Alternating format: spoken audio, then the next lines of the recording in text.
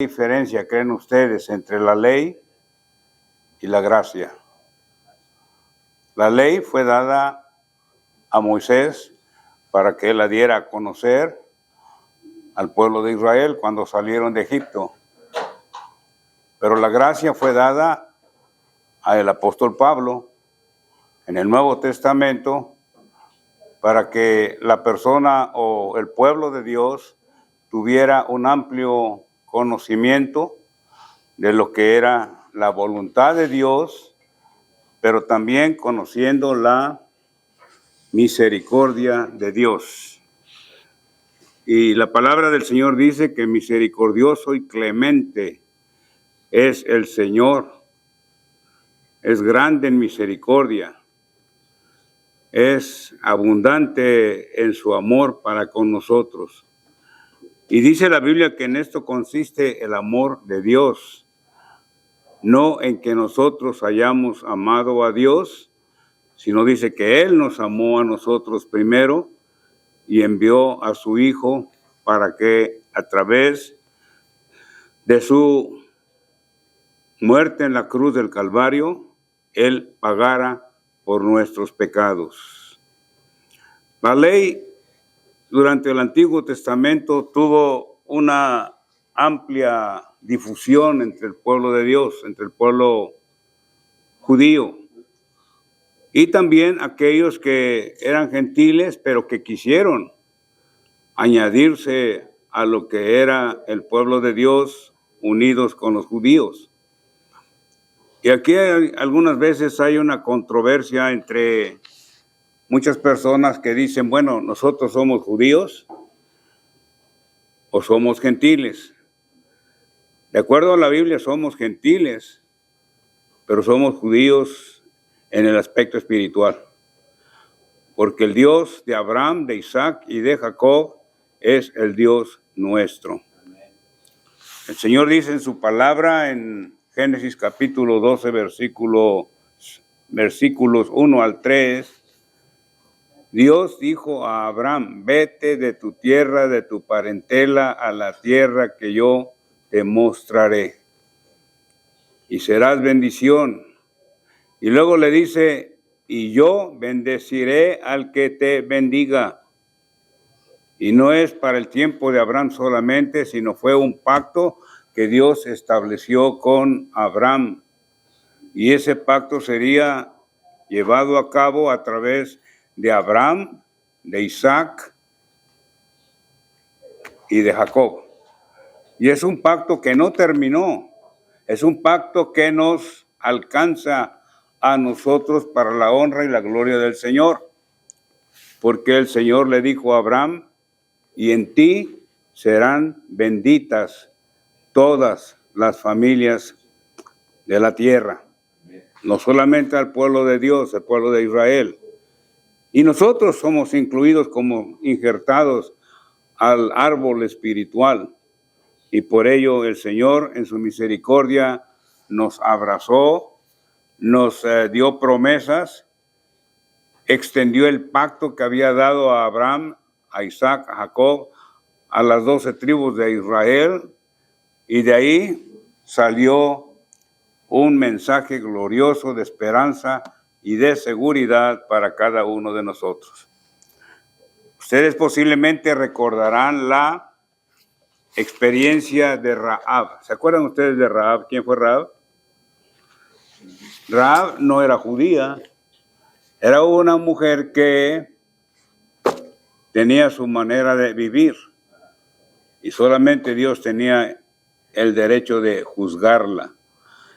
Pero Rahab en un momento dado, ella comprendió que el Dios de Israel podría ser el Dios de ella también. Cuando Moisés envió a estos que fueran a espías a la tierra de Jericó, a la ciudad de Jericó, él dijo, no fue Moisés, fue Josué, ¿verdad? Josué. Si estoy mal, corríjanme. Pero fue Josué especialmente quien envió a esos 12 espías. Y Rahab, cuando llegaron estos espías, los protegió y los llevó a ese lugar donde un sótano, no era sótano, sino era la parte posterior de arriba de la casa de ella, y puso ramas, no sé qué serían, pero cuando llegaron los emisarios del gobierno de Jericó a tratar de encontrar a estos espías, porque ellos estaban a la defensiva, Rahab dijo, aquí no hay nadie más. Estuvieron algunas personas, pero se fueron. Vayan detrás de ellos y los alcanzaréis, le dijo ella. Ahora, la gran bendición de Rahab fue que ella temía al Dios de Abraham, de Isaac y de Jacob.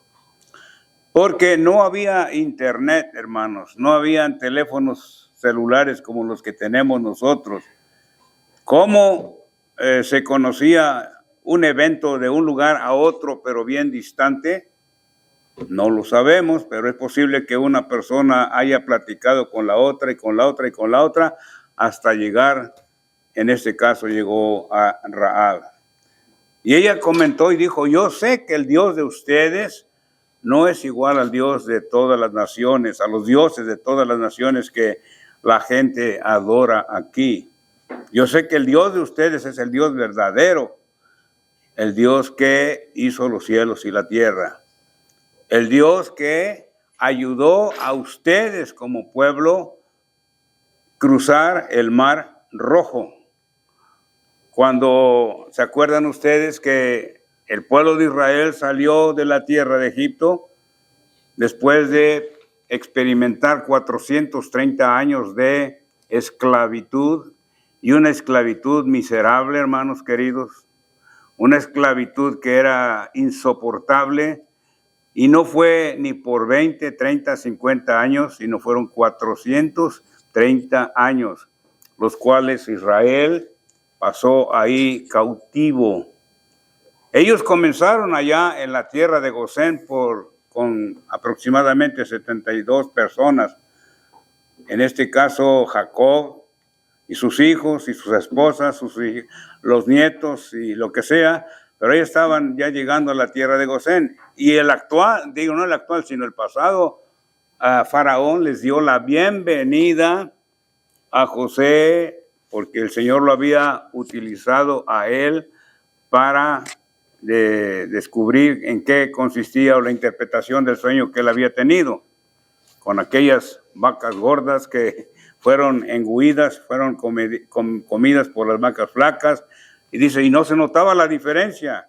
Y luego vino la cuestión del trigo, las espigas más delgadas devoraron a las espigas gruesas.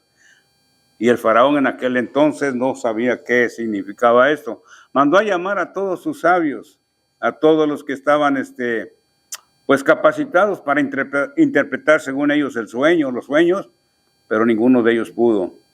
Entonces le dijeron, hay alguien aquí que puede ayudarle a interpretar ese sueño. Y allá estaba José en la cárcel como producto de haber sido llevado a ese lugar en la cárcel por un chisme, por una falsa acusación de la esposa de Potifar. Ustedes saben la historia. Entonces, esas 70 personas, en 430 años, se convirtieron en un pueblo numerosísimo. Eran aproximadamente 1.250.000 personas. Fíjese, yo creo que tenían el espíritu de los conejitos, ¿verdad? Pero 70 personas en 430 años se multiplican por, gloria a Dios, porque bendición y herencia del Señor son nuestros hijos. Entonces esta gente se multiplicó y el faraón empezó a desconfiar de ellos.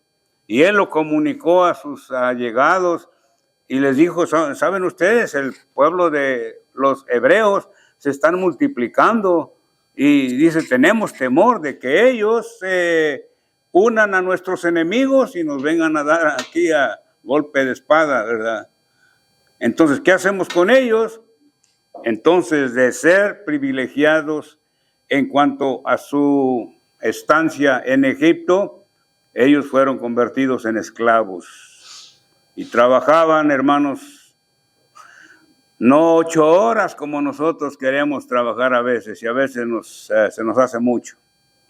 Pero ellos estaban trabajando 8, 10, 12, 14, 16, 18 horas diarias, y ahí no había de qué descanso. No, Señor. Usted está cansado, tiene sed, siga trabajando, y si no, se atiene a las consecuencias. Una situación insoportable.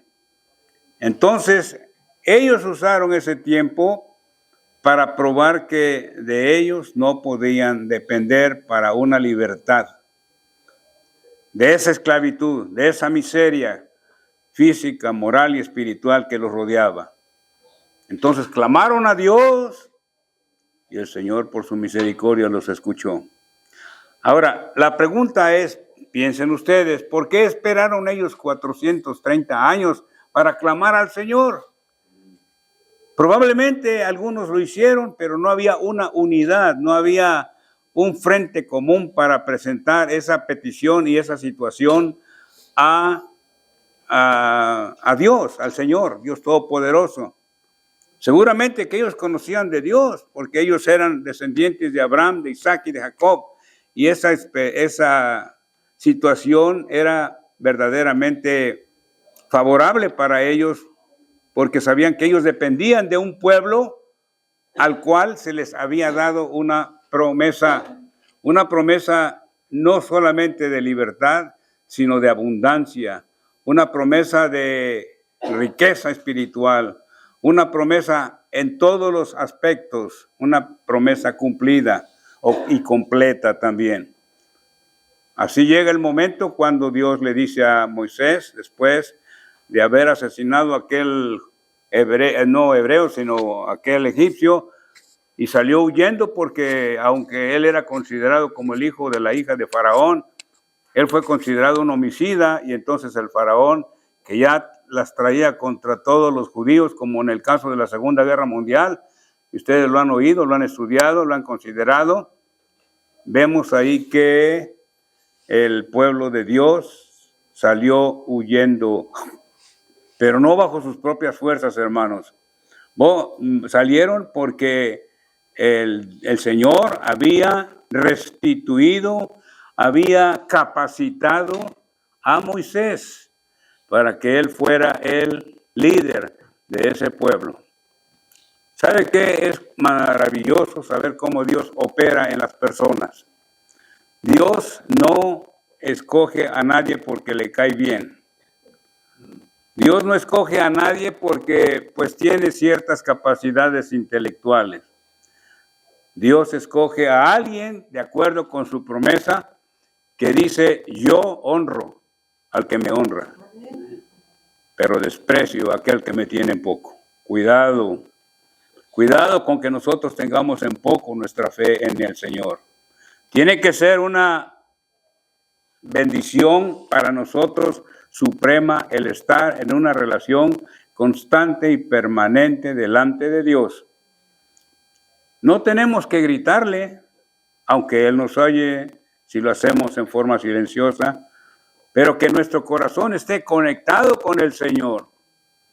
Que le digamos: mire, Señor, no es porque tú me acuses, pero yo me recuerdo que hace 10, 15, 20 años cometí algo que a ti te ofendió. Y yo me arrepiento de corazón. Y me duele en mi corazón haberlo hecho. Y el Señor dice: misericordioso y clemente es el Señor. Él es lento para la ira y es grande en misericordia. Entonces tenemos ahí un hecho de que cuando el pueblo de Israel avanza en el desierto, después de haber sido testigos de la manera como Dios los libró de la esclavitud, librándolos del ejército egipcio que estaba detrás de ellos, y teniendo delante de ellos un mar embravecido, un mar que no es cualquier cosa, entonces dijeron: ¿a dónde vamos? ¿Qué hacemos? Y Moisés cayó en esa pregunta también. Y volteó al cielo seguramente y dijo, Señor, estamos encerrados aquí, ¿qué hacemos? ¿Cómo vamos a salir de este problema? Y el Señor le dice, ¿por qué clamas a mí, Moisés? Di a los hijos de Israel que marchen. Y no hay que pensar que Dios no estaba dispuesto a contestar la oración o el clamor de Moisés y del pueblo, que muchos de ellos ya estaban gritando de terror al verse encerrados. Pero el Señor le dijo a Moisés, ¿por qué clamas a mí? Es momento de marchar. Sí, clama a mí, pero marcha. No te detengas por el temor, por el terror, por el pánico.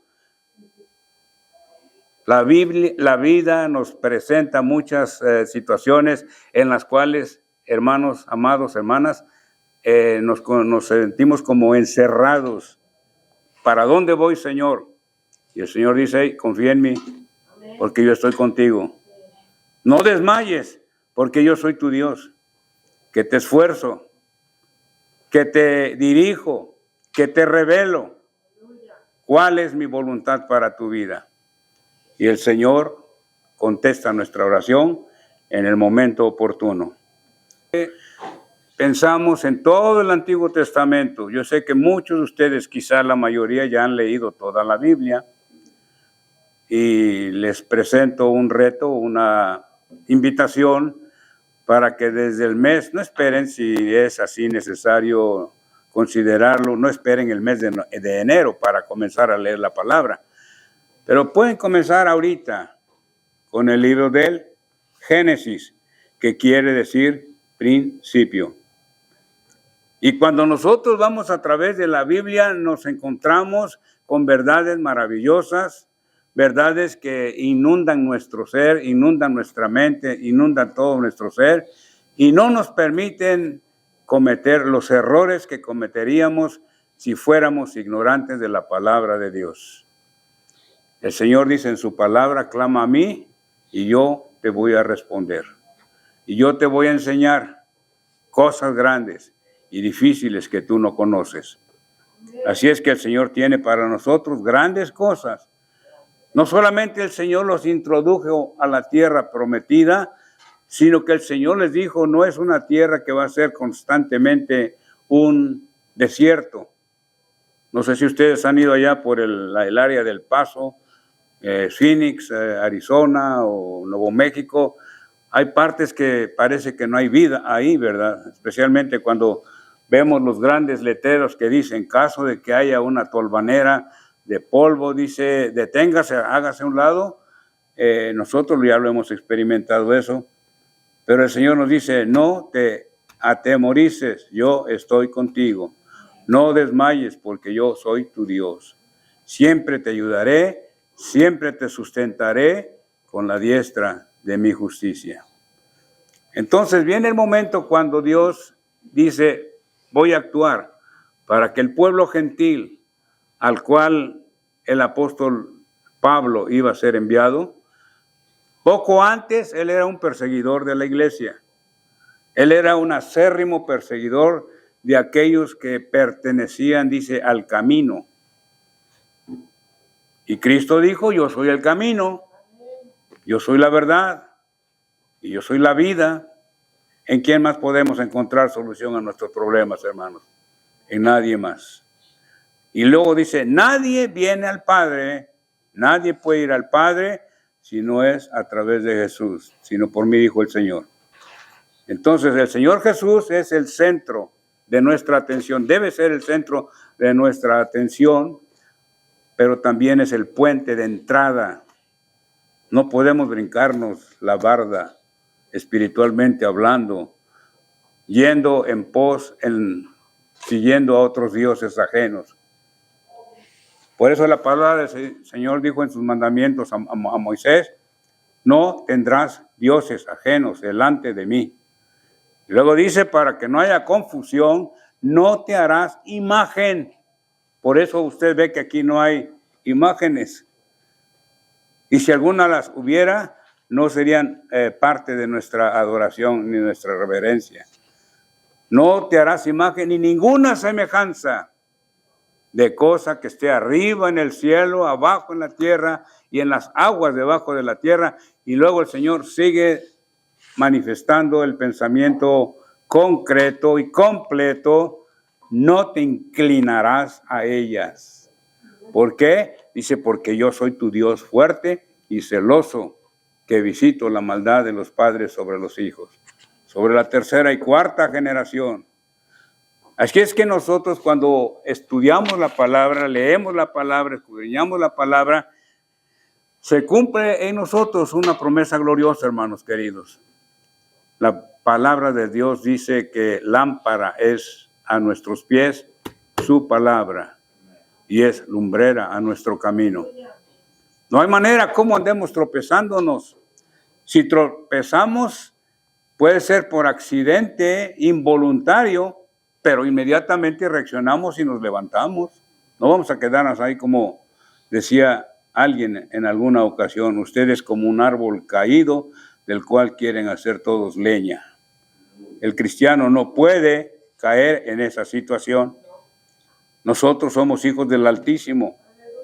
El Señor dice: aunque el justo cayere 7 veces, por así decirlo, yo te voy a levantar.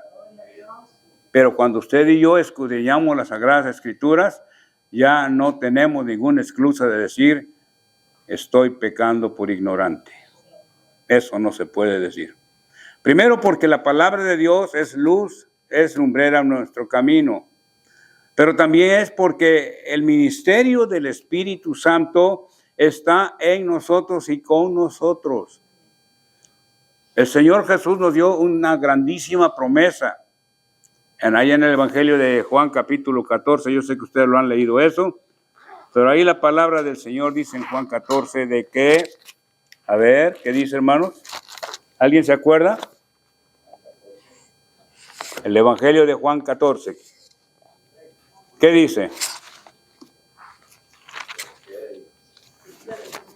A ver.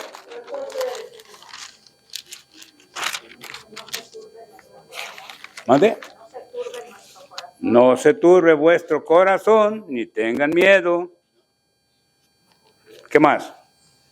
Creéis en Dios, creed también en mí. Ajá. En la casa de mi Padre muchas moradas hay. Si así no fuera, yo os lo hubiera dicho. Voy pues a preparar lugar para vosotros. Y si me fuere y os preparare lugar, vendré otra vez y os tomaré a mí mismo, para que donde yo estoy, vosotros también estéis. Y sabéis a dónde voy, y sabéis el camino. Le dijo Tomás: Señor, no sabemos a dónde vas, ¿cómo pues podemos saber el camino? Jesús le dijo: Yo soy el camino y la verdad y la vida. Nadie viene al Padre sino por mí. Si me conocéis, también a mi Padre conoceráis. Y desde ahora le conocéis y le habéis visto. Está bien, hermanita. Gloria a Dios. ¿Más luz queremos en estos versículos?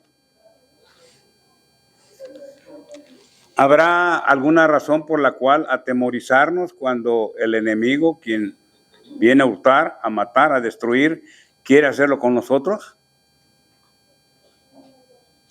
Las mejores palabras que nosotros podemos decir, hermanos, al enemigo de nuestras almas o a sus huestes espirituales de maldad es: el Señor les reprenda. No tienen parte ni suerte en la vida de su servidor, en este caso nosotros, porque nosotros hemos sido sellados con el Espíritu Santo de la promesa. Dice la Biblia: desde el momento en que creímos, fuimos sellados con el Espíritu Santo de la promesa.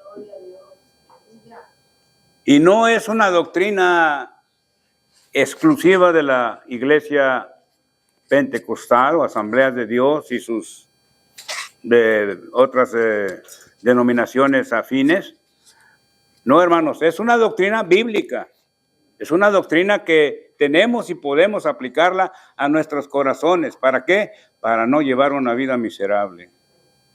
Para no llevar una vida de desesperanza, una vida de angustia.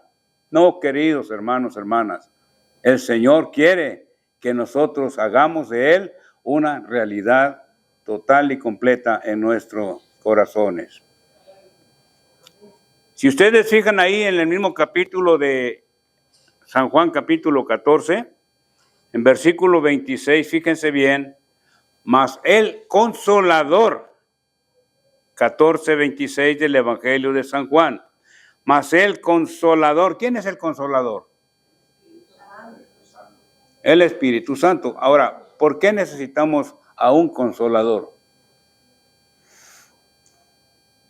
Porque nos guiará toda verdad. Él nos guiará toda verdad. ¿Y qué más? Nos convencerá de pecado, de justicia y de juicio. Cuando una persona está atribulada o pierde su fe o está pasando por diferentes problemas, gritamos como Moisés, Señor, ¿y ahora qué hago? Y el Señor nos dice, hey, no clames a mí ahorita, aunque todo el tiempo estoy abierto para escucharte. Marcha, avanza, declara victoria. El Señor Jesús dijo en su palabra, he aquí yo estoy con vosotros todos los días. Y todos los días son las 24 horas del día. La mañana, tarde y noche, madrugada incluida. Y todo lo que son las 24 horas del día, el Señor está con nosotros y a nuestro lado. Todo es que echemos mano de Él. De esta promesa que el Señor dio al profeta Jeremías cuando le dijo, clama a mí y yo te responderé. Clama a mí y yo te responderé.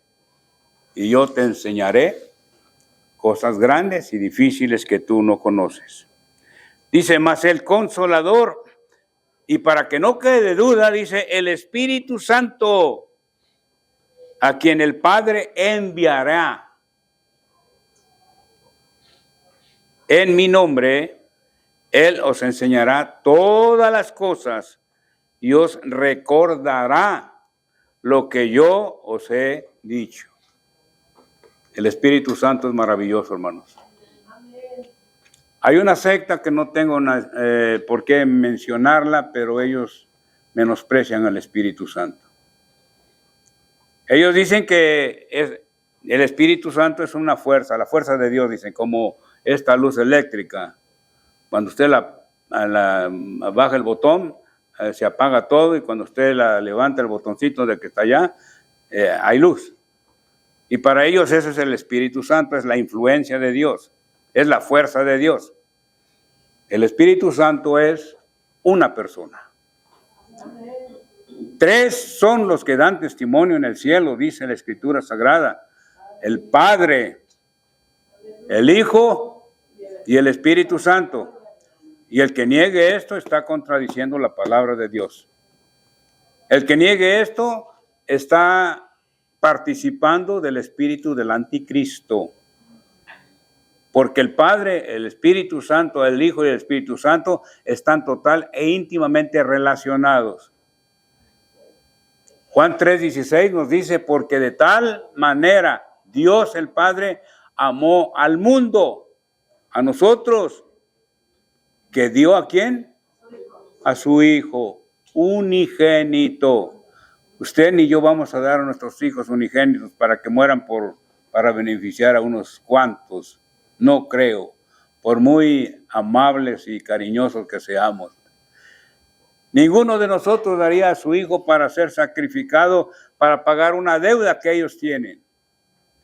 Pero Dios en su infinito amor dice, de tal manera, esta forma manifestada está, que dio a su Hijo único, para que todo aquel que en él cree no se pierda. ¿Y por qué dice no se pierda? Porque sencillamente la paga del pecado es muerte. Y no está hablando de la muerte física que vino como resultado de la rebelión de Adán y Eva, hermanos. Está hablando de la muerte espiritual, que es una desconexión de la persona con la persona de Dios. Si el Señor dice en su palabra, por ejemplo, Venid a mí todos los que estéis trabajados y cargados, porque yo les haré descansar. El Señor está abriendo sus brazos de misericordia y de amor. Y Él dice, no te apures, hijo, hija, yo estoy aquí contigo. No te desanimes porque yo soy tu Dios. Siempre te ayudaré, siempre te sustentaré con la diestra de mi justicia. Entonces, ¿por qué nos sentimos a veces desamparados? Es humano, sí, pero gloria a Dios porque no podemos quedarnos ahí. Tenemos que avanzar en el nombre de Jesús, en el nombre del Señor de los ejércitos. Ninguna fortaleza es más poderosa que el poder de nuestro Dios. Y en el nombre del Señor, así como los muros de Jericó fueron derrumbados, fueron aplastados, fueron eliminados, y el pueblo de Israel avanzó para tomar posesión de esa ciudad amurallada y pecaminosa de Jericó, así el Señor tiene reservado para nosotros todo aliento, toda ayuda, toda fortaleza, todo gozo en la victoria. Todo lo que el Señor nos ha dado, dice, yo estoy contigo, no te desanimes. Yo estoy contigo, yo soy tu Dios, el creador del cielo y de la tierra, hermanos. Nuestro Dios no es cualquier Dios, es el único Dios. ¿Quién puede poner esa luna ahí en el espacio que usted y yo estamos mirando durante la noche? ¿Quién puede poner el sol que está ahí moviéndose bajo la total y completa autoridad y control de nuestro Padre Celestial? Les digo por qué. Porque si ese sol se acerca un poquito a la tierra, 110 de temperatura no sería nada. Ahí estaríamos todos totalmente eliminados. Moriríamos calcinados. Pero el Señor tiene una distancia para ese sol y le dice, no te muevas de ahí. Y si te mueves, vas a hacerlo como yo te lo ordene. Y vas a estar en el lugar exacto para que la tierra no sea afectada de otra manera. La luna, la misma cosa. ¿Le gustaría a ustedes toda la noche estar pasándola sin una luna? Aunque no nos gustara, el Señor dice, no temas, porque yo estoy bajo control de todo. Y ahí vamos adelante en el nombre del Señor. Bueno, para terminar, hermanos. La ley fue establecida por Dios. Y ya hemos explicado por qué Dios dio la ley. La ley es un espejo, por así decirlo, que nos proyecta exactamente lo que somos. Y que esa ley en el Antiguo Testamento querían usarla los religiosos como fin para justificarse delante de Dios. ¿Sabe qué? Cuando una persona dice, yo soy lo mejor aquí de todo, el Señor dice, te has engañado total y completamente. ¿Por qué? Porque separados de mí no podéis hacer nada. Pero con el Señor todo lo podemos, Pablo dijo, porque Él nos fortalece. Ahora, la ley proyecta la condición humana y dice el apóstol Pablo, dice la palabra de Dios, que la ley es como el ayo. ¿Se acuerdan ustedes lo que es el ayo? Un ayo es el sirviente que era contratado en una casa a donde había posibilidades económicas para que llevara a los niños, por así decirlo, a la escuela, para que cuidara de ellos cuando estaban jugando, para llevarlos a otras diversiones y también para enseñarles que ellos deberían de aprender a respetar a sus padres. El ayo era una persona pues bastante apreciada durante el Antiguo Testamento. La ley es comparada con eso. La ley revela nuestra naturaleza pecaminosa. Pero Dios no tiene interés en condenarnos, en echarnos a la basura. No. La ley nos dice, no adulterarás, no fornicarás, no robarás, no dirás falso testimonio contra tu prójimo, no matarás. Y cuando la persona viola esos mandamientos, no lo hace por ignorancia. Aún dicen sin conocer la palabra de Dios, no todas las naciones están aprobando eso. En otras palabras, una persona tiene conciencia cuando está haciendo algo incorrecto. Y dice, y no sé qué es, pero yo sé que no es correcto. Por ejemplo, un varón que está casado legalmente con su esposa, él sabe que si va a buscar a otra persona, otra señora, otra señorita, está cometiendo un delito. Y es posible que no haya leído eso de no adulterarás, pero él dice como que no me siento bien haciendo esto. ¿Quién es el que pone este sentimiento? Mucho más la responsabilidad cuando la persona nos dice, la persona de Dios, a través de su palabra, no cometerás adulterio, no fornicarás, no dirás falso testimonio, no hurtarás. Y hay muchas cosas que el mundo hace, pero no lo hace por ignorancia, porque Dios ha puesto una conciencia aún en ellos y ellos no pueden de ninguna manera excusarse diciendo, yo no lo sabía, yo por eso lo estaba haciendo. Si esto es así, hermanos queridos, cuánto más para la persona que ha conocido la palabra de Dios. Con esto terminamos. La ley refleja nuestra naturaleza pecaminosa, pero la gracia de Dios muestra su misericordia para perdonarnos de nuestros pecados, porque la Biblia dice que si confesamos nuestros pecados, el Señor dice es fiel y Él es justo para perdonarnos de nuestros pecados y limpiarnos de toda maldad. Misericordioso y clemente es el Señor, lento para la ira, grande en misericordia. No contenderá para siempre, ni para siempre guardará el enojo.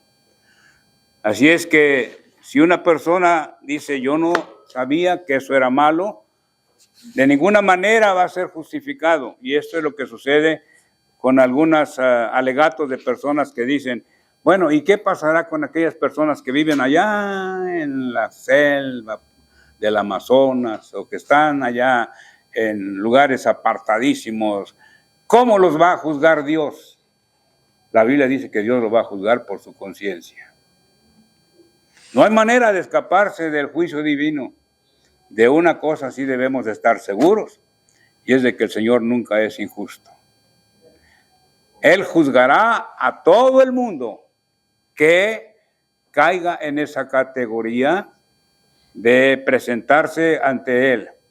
Es necesario para los creyentes, dice, que nosotros comparezcamos ante el tribunal de Cristo. Esto no es para condenación. El tribunal de Cristo no es para condenación, hermanos. El tribunal de Cristo es para los galardones que Dios en su infinita misericordia va a entregar a cada creyente por estas palabras. Bien, buen siervo y fiel. Sobre poco has sido fiel, sobre mucho te pondré. Entra en el gozo de tu Señor. Pero también la palabra del Señor dice en Mateo 24, a ver si lo buscan ustedes, por favor, conmigo.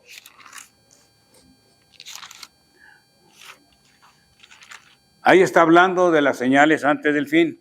No sé si ustedes estén apercibidos, me imagino que sí, que todas las cosas que están sucediendo ahorita, el ambiente que nos rodea está corrompido, como en los tiempos de Sodoma y de Gomorra, a donde el hombre puede tener a otro hombre como compañero, dicen, o la mujer, la misma cosa, y no estamos condenando a nadie por esto.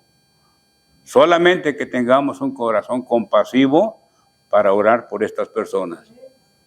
Pero la palabra del Señor habla claramente sobre la situación que está aconteciendo en este mundo. Vean, por ejemplo, los noticieros. Casi 100% es violencia. Violencia, crímenes. Que el muchacho de 13 años mata a su padre o a su madre. Y pues no saben qué hacer con él porque es menor de edad, dicen. Imagínense ustedes, no fue menor de edad para hacer lo que hizo, pero ahí está la situación presentándose. Ahora, en Mateo capítulo 24, El versículo 32 dice, de la higuera aprended la parábola.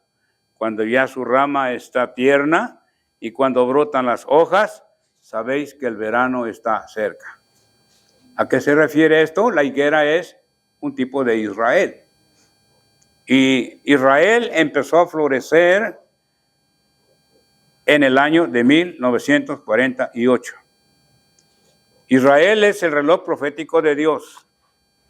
Y todo lo que está siguiendo a esto, cuando todo el mundo, prácticamente Naciones Unidas, están condenando al pueblo de Dios, al pueblo de Israel, y diciéndoles, estos no son judíos, estos son sionistas, estos son aquello, y no tienen ninguna participación en el plan de Dios, puras palabras de ignorancia. La palabra del Señor nos habla de que Israel está bajo la promesa de Dios. Lo que ellos han hecho y lo que harán es lo mismo que nosotros hemos hecho y hemos realizado, pero el Señor tiene misericordia y esto no va a invalidar el pacto que Dios tiene con su pueblo Israel, y el Señor no va a invalidar el pacto que tiene con nosotros, porque dice la palabra del Señor, en ti, Abraham, serán benditas todas las naciones de la tierra. Ahora, más adelante, con ello vamos adelante, perdón. Ahí en capítulo 24,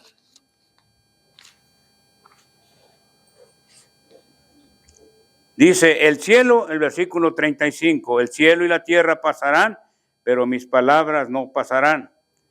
Pero el día y la hora nadie sabe, ni aun los ángeles de los cielos, sino solamente mi Padre. Otra vez, ahí viene. Mas como en los días de Noé, así será la venida del Hijo del Hombre. ¿Sabe qué, hermano amado y querida hermana? La situación moral, espiritual de este mundo está peor que en los tiempos de Noé. Porque el pecado de 10 personas no es igual al pecado de 1000 o de 5000 personas. Y dice la palabra del Señor que en los últimos tiempos el pecado aumentará. Jeremías dice, a lo bueno le llaman malo y a lo malo le llaman bueno. Es Isaías, perdón. Porque como en los días de Noé, antes del diluvio, estaban comiendo y bebiendo, casándose y dándose en casamiento, hasta el día en que Noé entró en el arca y ahí terminó todo. No entendieron aquellos que se burlaban de la gracia de Dios. Nosotros no estamos para la gloria de Dios en el tiempo de la ley, pero estamos en el tiempo de la gracia de nuestro Padre Celestial. La gracia es el favor no merecido que Dios hizo con nosotros a través de nuestro Señor Jesucristo. Y con ello tenemos la terminación de esta clase. Y quisiéramos tener más tiempo, quizá va a ser en el milenio, pero necesitamos más tiempo porque una palabra del Señor no se puede reducir tan como esos tacos mexicanos, americanos, ¿verdad? Tenemos la palabra de Dios y hablarla y meditarla. Aquí no podemos abarcar todos, hermanos, lo que quisiéramos, pero tenemos toda una semana de por medio, por delante, para escudriñar la palabra de Dios. Vamos a orar y con eso terminamos. Señor, bendito sea tu nombre. Te rogamos, Señor, en esta hora, para que nos des un corazón tierno, un corazón receptivo a tu palabra. Ayúdanos para servirte de corazón, para saber que ya estamos en los últimos tiempos, que con ello no queremos dramatizar a nadie, pero queremos, Señor, prevenir que tu venida está a las puertas y que esta venida tuya, Señor, por la gracia que has depositado en nosotros, este favor que no merecíamos, dice tu palabra que en esto se muestra el amor tuyo, en que siendo aún pecadores, Cristo murió por nosotros. Gracias te damos, Señor, porque tu palabra dice, ahora pues ninguna condenación hay para los que están en Cristo Jesús, los que no andan conforme a la carne, sino andan conforme al Espíritu Santo.